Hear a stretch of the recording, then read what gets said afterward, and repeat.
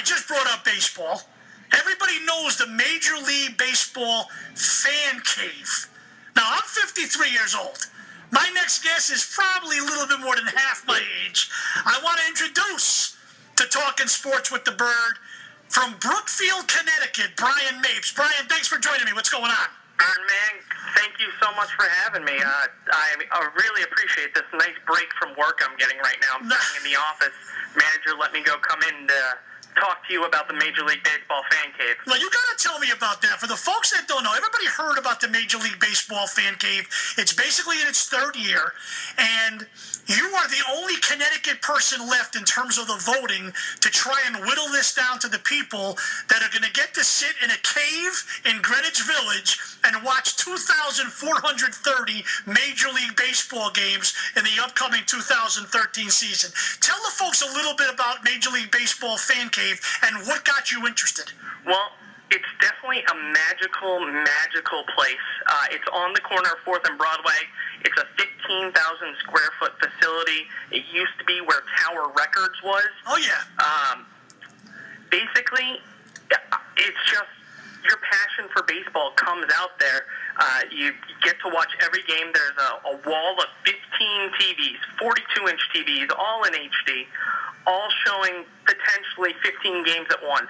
I don't think last year there was ever all 15 games at once, but there's potential for that. And it is basically the social media hub of Major League Baseball. The cave dwellers that make it all the way interact with the fans through social media. They interact through the fans with videos that are with players, with celebrities. They have a concert series where they have great acts come down, and you can see a lot of your favorite bands come down for a short, probably about 5-song set, completely free. You can come in. They have free tours where you get a tour of the whole fan cave, and you can sneak a peek at the cave monster. You can watch through the window and see the cave monster, but it has always been my passion to be connected in baseball in some way, and there is no better way than trying to be one of the few people that have watched all 2,430 Major League games. There's more people that have walked on the moon than have watched every baseball game. I would agree with that, because I look at it, I'm like, okay, half a year is 180, 180, 170 days is half a year. And I'm looking, there's 30 Major League Baseball teams, so you got 15 games a night on most nights. You probably have 10 starting at 7 o'clock, the other 5, maybe 11 starting at 7 o'clock, and 4 of them are starting, West Coast time, 10 o'clock here. But give me some more specifics. You mentioned that people drop in. Let me just give you some of the names of the people that have dropped in the first 2 years, and people will know these names: Robinson Cano, R.A. Dickey, Bryce Harper, Ryan Howard, Derek Jeter, Big Papi, David Price, Sabathia, Chase Utley, Justin Verlander. Celebrities stop in. Kate Upton. Now, I might have to change my mind about joining up this MLB fan cave if Kate Upton shows up. Kevin James, who some people think is my lookalike. And you mentioned some artists. Nas was there. LMFAO was there. Daughtry was there. Ziggy Marley was there. It's just got to be an amazing event, but just talk to people. So basically, you're going to give up. Let's say you are one of the guys, and we'll give all the information out how people can vote for Bryan Mapes, the only Connecticut person on there. You're basically willing to give up your life for a year and hang it down at Greenwich Village.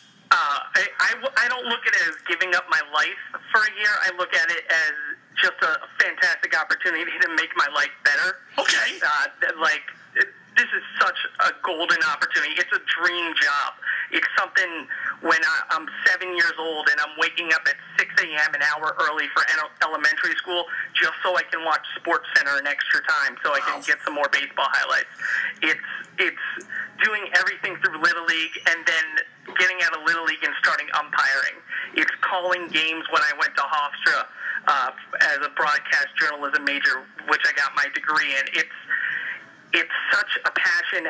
Last year, I applied. I didn't make the top 50, and just interacting with the people that made it and how great those people were, plus seeing everything that goes on, it just made me want it more.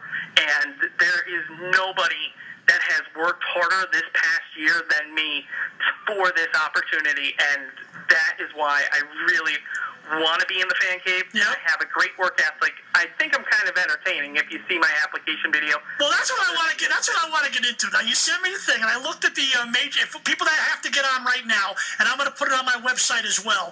It's MLBFanCave.com, and there's basically 50 people in. Brian, you can take it from here. There's 50 applicants left, and I guess they're going to knock that down to 30 by February. Voting comes in, it ends on February 13th, and they knock it down to 30. But people can get on MLBFanCave.com and basically vote for their favorites. And I'm imploring all the people from Talkin Sports with the Bird, the only Connecticut person on there. You'll see Bryan, 28 years old. You got to explain how you became an Atlanta Brave fan. But talk to the people about your love for baseball. When did it start? And how you became an Atlanta Brave fan in Yankee country. Well, the Atlanta Braves fan is really quite simple. I was actually born in Daytona Beach, Florida. Okay. My father, Bill, who's listening right now, he was an umpire. He went to the Harry Wendelstedt School of Umpiring. Oh, okay. So it just grew up watching baseball, going to games with him umpiring. And living in Daytona Beach, Florida, it's the late 1980s. There's no Marlins yet. There's no Tampa Bay Rays yet. Yeah. It's all Atlanta Braves. And then you get the Atlanta Braves on TBS. So that just is what sucked in. It's really funny is that my dad's actually a Mets fan and kind of betrayed him because I like Mets guys. That's a bad combination in the same house. It gets a little hairy. Luckily, I've had the upper end of the bargain for quite a few years. A long time, yes.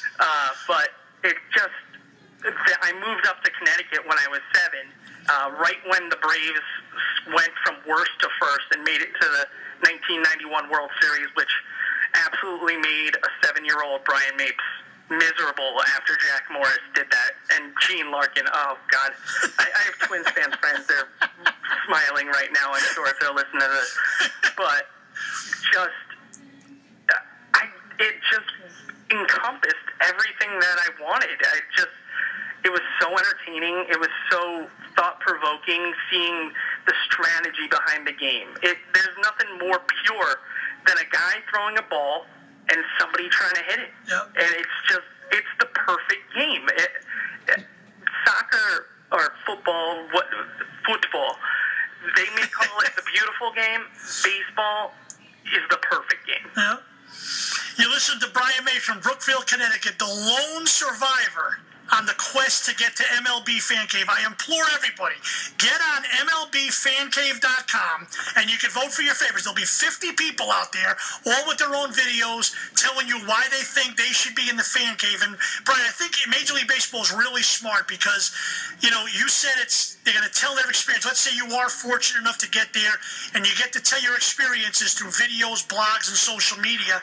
And I remember having David Stern on like 10, 12 years ago, and he was way ahead of this in terms of how people are going to get their information. I think baseball is real smart in doing this, and also being smart in involving celebrities and involving music acts and making baseball kind of like a hip game, which is kind of like what they've forgotten about, in my opinion, for the last 15, 20 years. A lot of the young people, don't look at baseball as a hip game. And I think if you get in there, and whoever gets in there, and they're doing a great job in bringing that back to when I was young, when baseball was the number one sport.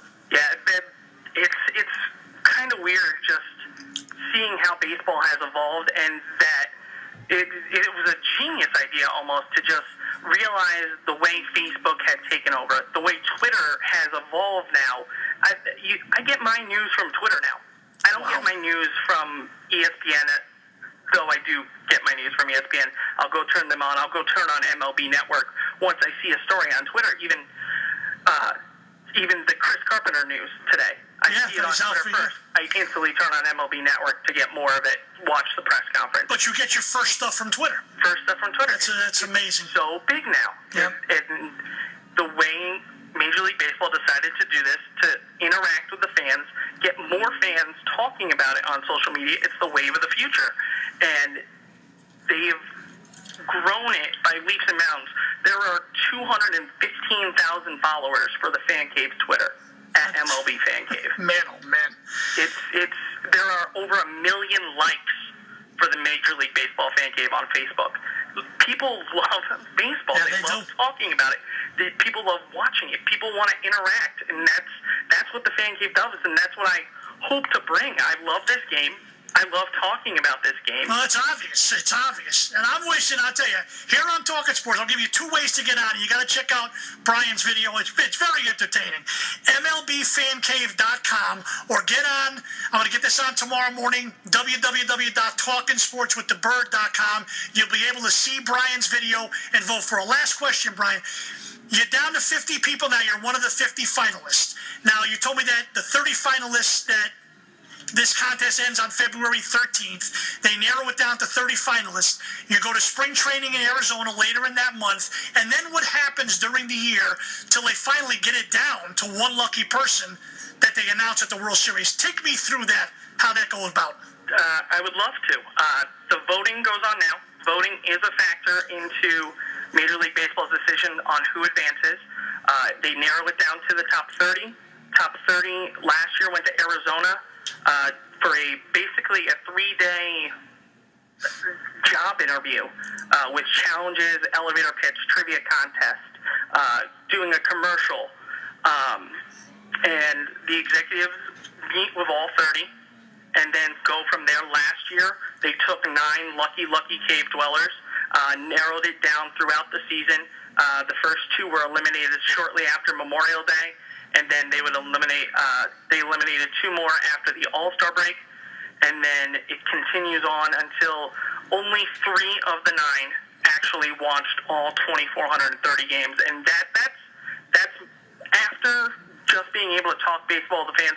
That's my goal. I want to watch every game. I don't want to make it and get eliminated. Let me ask you a question. I want to make it and go all the way. Not to be a negative, but like when they whittle it down from the 30, they go to spring training, then you get it down to the 9. So on April 1st, or whatever opening day is this year, April 1st, April 2nd, 9 of you guys go to the cave. Go back to last year. How does the 9 go down to 7? Like, what happens where those 2 guys, they weren't interesting enough, or what? How does that get narrowed down from 9 to 7? I don't know exactly. Okay. There were Fan Cave challenges last year where they did different challenges and they would put them in different teams and have individual challenges as well. Like trivia? Are they trivia-based challenges? Like that kind of stuff? Some of them are trivia. Okay. One of them was a Beat the Streak challenge where you had to come up with interesting tweets to announce your Beat the Streak pick, which is a game where if you can pick any player you want, and if that player gets a hit that day, you continue on. And if you get a 56-day consecutive streak, you win millions of dollars. Okay. Break Lou Gehrig's record. Excuse me, I misspoke. Not Lou Gehrig, Joe DiMaggio. Come on. I misspoke. All right, I'll give you one. I'll give you one demerit. I'll let you slide on that one. I caught it immediately, though. Yeah, you're 28 years old. You can't possibly know those guys. I know. Well, they've been dead for 28 years. There is a Mapes that played Major League Baseball back. He was on the 1949 champion New York Yankees, a teammate of Yogi Berra. So I do that. Wow, very good. So you know your stuff. This is the biggest thing for Mapes and baseball since 1949. Very well said. Bryan Mapes, Brookfield, Connecticut. Again, get on board tonight. MLBFancave.com. Get on board. You'll see the only person from Connecticut there, Bryan Mapes. He's got his Atlanta Braves jersey. Great video, Bryan. And tomorrow, get on TalkinSportsWithTheBird.com. I'll have the link on there. Vote for the Connecticut guy. Get him in the MLB Fan Cave. Now, if you're in there, I'm going down to 4th and Broadway, and I'm going to visit. I want to see the cave. Well, I'd love to have you. Hey, Bryan, really appreciate the time, and I wish you the best of luck. And congrats to your father on raising a baseball fan. That's not easy to do, especially when he's a Met fan, my God. Take care, my friend. Get back to work. I will. Thank you very much. No problem, man. Good luck. Talking Sports with the Bird.